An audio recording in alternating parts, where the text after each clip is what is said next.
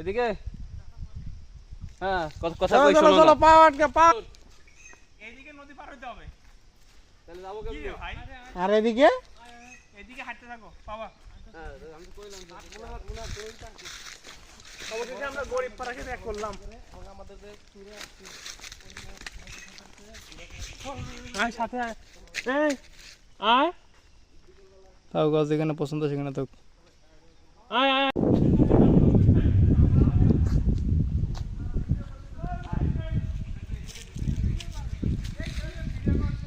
ধান কেন জানি উপরে নিচে নিচে উপরে করে দিলাম।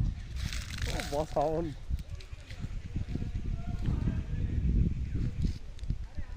এ দাঁড়া